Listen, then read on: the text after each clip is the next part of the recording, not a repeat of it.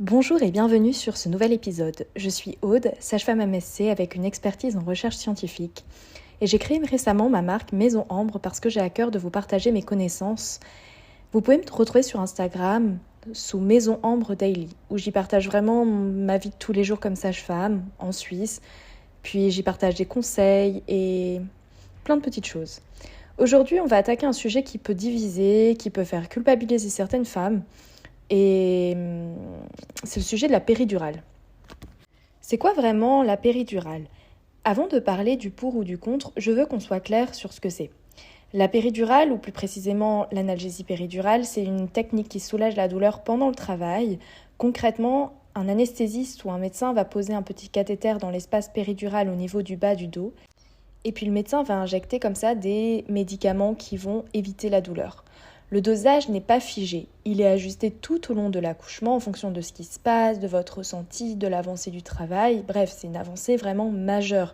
Grâce à la péridurale, de nombreuses femmes accouchent chaque jour sans douleur ou avec beaucoup moins de douleur que sans la péridurale. La péridurale, elle est née à peu près dans les années 50, mais vraiment, il y a vraiment une explosion de la péridurale dans les années 80, 90 et les années 2000 surtout. Ce que beaucoup de femmes ignorent, et je trouve que c'est important d'en parler, c'est que la péridurale bien dosée ne vous coupe pas de votre accouchement.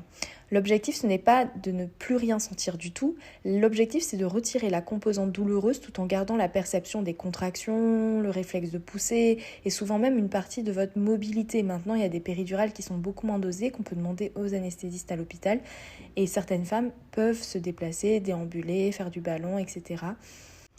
Au niveau de la précision technique, il existe plusieurs variantes de péridurale. La péridurale classique, du coup, c'est le cathéter qui en bas du dos qui permet d'ajuster ensuite le dosage en continu pendant le travail. Le cathéter, il sera au niveau de votre... L'entrée en fait des produits sera au niveau de votre épaule droite où la sage-femme, l'anesthésiste, on viendra l'accrocher au niveau de l'épaule droite. Et c'est par cette petite entrée qu'on va ajuster le dosage en continu pendant tout le travail. C'est une technique aujourd'hui dont la sécurité est aujourd'hui très bien documentée au niveau scientifique et des recherches. Les complications sont assez rares et surtout, je tiens à préciser quelque chose de très important, c'est que non, la péridurale, elle, n'augmente pas le risque de césarienne selon les dernières données scientifiques. Pour vous donner un ordre d'idée, dans beaucoup de maternités, dans beaucoup de pays, notamment par exemple en Suisse, on a plus de 80% des femmes qui accouchent avec la péridurale. Ce n'est pas donc un choix de dernier recours, c'est un choix qui est répandu. C'est un outil de confort et de gestion de douleur parmi d'autres. Et pour celles qui ont des contre-indications, des problèmes de santé, etc., actuellement, maintenant, l'idée, c'est de faire une consultation avec l'anesthésiste pendant la grossesse, de telle sorte à ce qu'il prenne en main votre dossier médical et prenne en main toutes les indications qui vous concernent. Et en fait, avec ça, il va pouvoir adapter, ajuster avec ses collègues votre péridurale pendant l'accouchement. C'est très important de dire tout ce qui vous concerne, même si votre projet n'est pas d'avoir la péridurale. Si vous accouchez à l'hôpital, c'est important de se dire « Ok, ça peut être un plan B ». Si jamais il arrive quoi que ce soit ou si jamais la douleur elle est insupportable. Moi j'ai déjà rencontré des femmes qui voulaient pas du tout accoucher avec la péridurale, qui avaient quand même fait la consultation avec l'anesthésiste, qui avaient pour certaines des problèmes de santé, comme par exemple une scoliose assez sévère, etc. Donc l'anesthésiste avait pu la voir avant, tout documenté sur le dossier médical. Et du coup pendant l'accouchement, j'ai certaines mamans qui à la dernière minute trouvent que la douleur elle est vraiment insurmontable et demandent la péridurale. Et la péridurale va venir les soulager. Et puis elles sont vraiment super reconnaissantes par la suite en nous disant qu'elles imaginaient qu'il y a un avant, un après, etc. Mais du coup, cette consultation qui a été faite avec l'anesthésiste en amont a été indispensable. Parce que c'est vrai que quand l'anesthésiste doit se retrouver à faire des consultations de dernière minute alors que la dame est en souffrance, etc. C'est vraiment pas du tout confortable. Ça peut se faire si c'est nécessaire, mais c'est pas du tout confortable pour l'équipe et pour la maman non plus. Actuellement, en tant que sage-femme, je vois beaucoup de discours pour ou contre la péridurale Et même au niveau des mamans, beaucoup de mamans sont vraiment contre la péridurale, etc. Alors, pour vraiment remettre dans le contexte, la péridurale, c'est un acte médical. Du coup, on ne va pas poser une péridurale en maison de naissance parce que pour avoir une péridurale, il faut un anesthésiste qui soit sur place, etc. Donc, ça va se faire à l'hôpital. Ensuite de ça, pour avoir un accouchement physiologique, on a besoin de la composante de la cascade hormonale qu'il y a pendant l'accouchement avec toutes les hormones, le jeu hormonal, l'orchestration hormonale, tout ça, ça va se mettre en place. Et par exemple, en cours, on apprend notamment, du coup, en tant que sage-femme, à respecter la physiologie, et c'est-à-dire, par exemple, avoir les lumières les plus tamisées pendant l'accouchement pour éviter d'interrompre cet orchestre hormonal, de diminuer le bruit, de favoriser la détente et la sécurité de la maman, les massages, la relaxation, etc., etc. Et en fait, avec la péridurale, on peut mettre en place tout ça. En tant que sage-femme, en tout cas, quand j'ai des accouchements, même quand la plupart des accouchements que j'ai eu, la dame avait la péridurale. Et du coup, je diminuais les lumières, je favorisais le calme, la détente, la sécurité. Je mettais en place toutes les actions que j'ai vues en cours, je les mettais en place même avec la péridurale. Et puis, au moment de pousser, certaines femmes sentent un peu moins parce qu'elles ont peut-être demandé plus de péridurale, etc. Enfin, tout dépend des femmes, tout dépend du ressenti. Et en fait, pour moi, ce qui me semble être le plus important, c'est que chaque femme puisse vivre un accouchement qui lui ressemble, un accouchement dont elle a décidé clairement ce qu'elle voulait, en fait.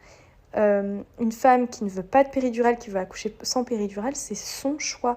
Si certaines femmes veulent expérimenter cette douleur, veulent aller au bout d'elles-mêmes, et certaines femmes, justement, ne veulent pas ressentir du tout de douleur, veulent vraiment la péridurale. Certaines femmes aiment accoucher sous péridurale.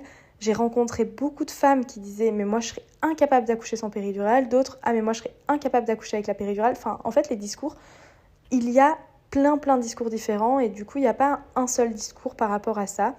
Donc, moi, je dirais qu'il ne faut pas être ni pour la péridurale ni contre la péridurale. Il faut juste accepter que la péridurale est un outil et que certaines femmes peuvent en bénéficier et qu'on peut en bénéficier à tout moment au cours d'un accouchement à l'hôpital et que grâce à ça, de nombreuses femmes ont pu accoucher avec moins de douleur et du coup, c'est un outil de gestion de la douleur. On a d'autres outils de gestion de la douleur comme l'hypnose, la relaxation, le massage, l'acupression, l'eau. L'eau permet de diminuer la douleur, mais par exemple, on ne peut pas accoucher dans l'eau avec la péridurale, c'est pas possible. Du coup, certaines femmes qui ne veulent pas la péridurale vont choisir un accouchement dans l'eau, mais du coup, il n'y a pas toutes les structures qui l'autorisent, mais maintenant, il y en a de plus en plus. Et d'ailleurs, à la maison de naissance ou en accouchement à domicile, en Suisse en tout cas, c'est possible d'accoucher dans l'eau. Il y a des locations de baignoires spécialement faites pour ça. Et comme au Canada aussi, ça se fait vraiment beaucoup. Au niveau des points positifs de la péridurale, il y a un soulagement réel et efficace de la douleur pour la majorité des femmes. Il y a la possibilité de se reposer, notamment lors des accouchements qui sont longs, ce qui peut éviter du coup un épuisement qui complique parfois la suite. On a un maintien du réflexe de pousser et souvent une mobilité partielle, contrairement à l'image d'une femme totalement paralysée dans le lit. On a une sécurité qui est bien établie avec un ajustement possible en temps réel par les médecins. Un vrai bénéfice psychologique pour certaines femmes, avec la peur de la douleur qui peut à elle seule rendre un accouchement vraiment traumatique. Du coup, retirer la douleur de l'équation peut permettre de vivre une expérience plus sereinement chez certaines femmes. Au niveau des limites et des points de vigilance, je dirais qu'elle nécessite quand même une pause technique avec une immobilité ponctuelle le temps du geste et une bonne communication entre la maman et l'équipe. Les effets secondaires, normalement, vous les connaissez, on vous les explique durant cette consultation que vous allez faire durant la grossesse. Et au niveau des limites, elle peut justement entraîner une petite faiblesse musculaire au niveau des jambes, etc., avec parfois la difficulté de se mobiliser. Mais tout ça, ça s'adapte parce qu'en fait, vous pouvez demander une péridurale moins dosée pour pouvoir justement vous mobiliser. Moi, j'ai vu le travail d'anesthésiste qui faisait ça, mais incroyablement bien, qui allait crescendo par crescendo, qui allait un petit peu par un petit peu. Et puis, on voyait justement les femmes qui pouvaient se mobiliser, qui qui pouvaient vraiment demander à l'anesthésiste de jouer pour ajuster la douleur, mais quand même garder cette mobilité. Donc voilà, donc mon plus grand conseil, c'est parlez-en au médecin qui vous suit, c'est la chose la plus importante. Il y a un point dont on parle peu, c'est que pour bien vivre la péridurale, il faut bien la comprendre. Le geste demande une vraie communication entre vous et l'équipe médicale. Bien que la péridurale soit la technique la plus efficace pour contrôler les douleurs liées à l'accouchement, d'autres alternatives sont aussi décrites. Du coup, on retrouve la marche, le mouvement, les massages du dos, s'asseoir et se mouvoir sur une balle de gymnastique ou un tabouret, des techniques de contrôle de la respiration, le massage des zones réflexes des pieds, en bas du dos, de nombreuses méthodes de naturohoméopathie, l'acupuncture, l'acupressure. Aussi, il y a les stimulations nerveuses cutanées, TENS, TENS, que vous pouvez voir avec votre sage-femme. Également, ma première recommandation, c'est l'eau en fait. Si vous pouvez faire le début du travail dans l'eau, c'est top parce que ça permet de bien soulager la douleur, quand même l'eau chaude. Après, c'est vrai qu'il faut vraiment, faut pas faire que du bain, donc vous pouvez aller une demi-heure, 1 heure dans le bain, puis c'est bien de sortir, recommencer les mouvements, marcher, etc. Puis retourner dans le bain après ensuite. L'idéal en fait pour le travail, c'est vraiment de combiner pas mal de méthodes différentes et de voir ce qui vous convient à l'instant T. J'ai envie de vous parler maintenant de comment ça se passe, la pose de la péridurale, concrètement, tout simplement. Alors tout d'abord, donc vous êtes en salle de naissance, vous avez fait toutes les surveillances avec la sage-femme, bref, vous avez le feu vert pour la pose de la péridurale. Donc à ce moment-là, vous allez être installé en position assise ou couché sur le côté en fonction du médecin. Vous avez une perfusion intraveineuse qui est mise en place au niveau du bras droit ou du bras gauche, ça dépend. Et vous allez avoir une surveillance habituelle avec votre tension artérielle, votre fréquence cardiaque. Et du coup, le médecin va désinfecter votre partie en bas du dos il va injecter une petite anesthésie locale pour vraiment engourdir la zone et que vous sentiez moins du coup la pose de la péridurale. Le médecin, donc l'anesthésiste, va être à l'arrière de vous. Donc vous allez être assise généralement du coup les jambes repliées, vous voyez en papillon. Et puis la sage-femme va être en face de vous et vous allez avoir les épaules abaissées.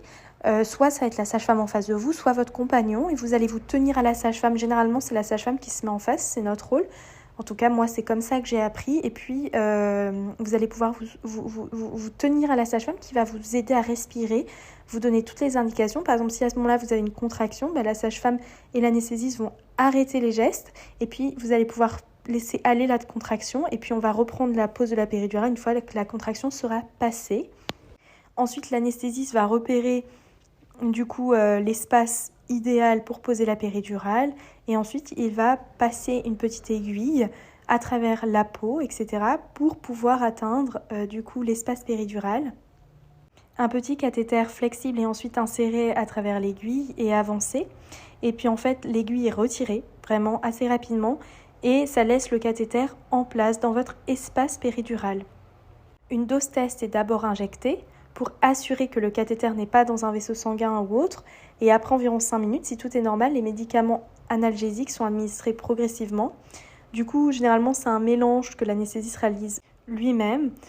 Une fois le cathéter en place, l'analgésie peut être maintenue de 3 façons, avec des bolus intermittents administrés par l'anesthésiste, par une perfusion continue automatique et une perfusion continue avec la possibilité pour la patiente d'administrer des bolus supplémentaires. Donc vous avez un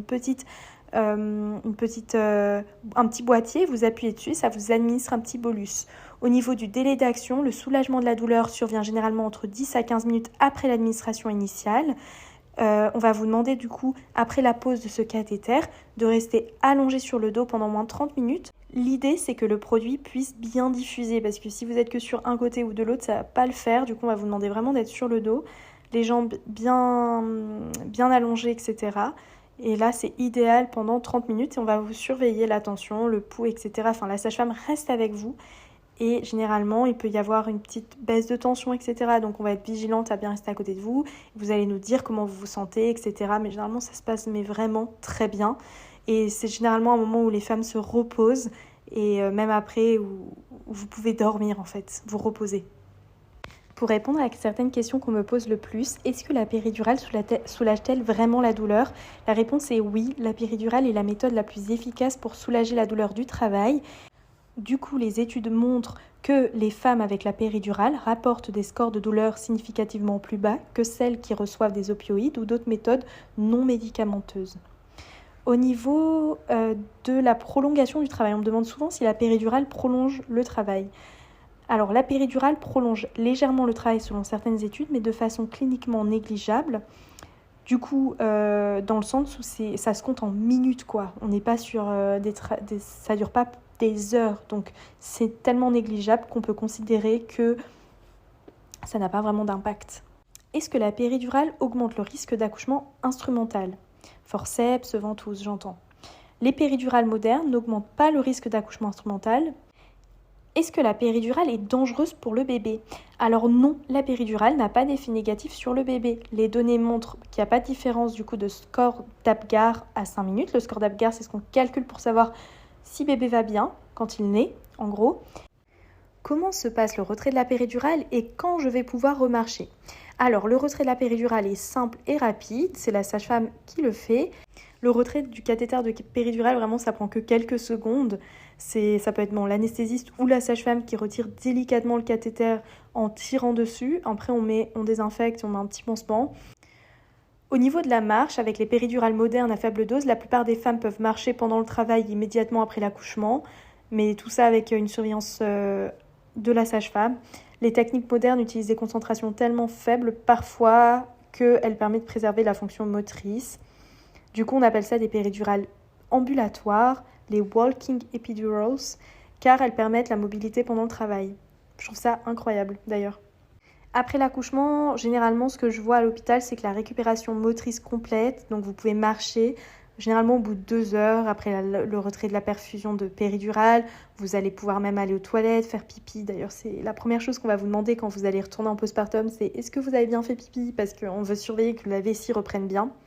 Je pense qu'on a bien fait le tour du sujet de la péridurale. En tout cas, il n'y a pas vraiment de bonne ou de mauvaise décision. Moi, ce que je conseille le plus, c'est de voir votre projet d'accouchement avec votre sage-femme, de pouvoir faire cette consultation avec l'anesthésiste pour qu'il ait bien en main tout votre dossier, qu'il puisse bien connaître votre dossier médical, toutes les informations sur vous, et que vous puissiez comme ça avoir la prise en charge la plus adaptée, la prise en charge optimale pour vous et votre bébé et votre conjoint aussi qui sera là. Si ça peut vous aider la péridurale pendant le travail et l'accouchement, alors c'est super. Je vous dis à très bientôt dans un nouvel épisode et je vous souhaite une très belle journée.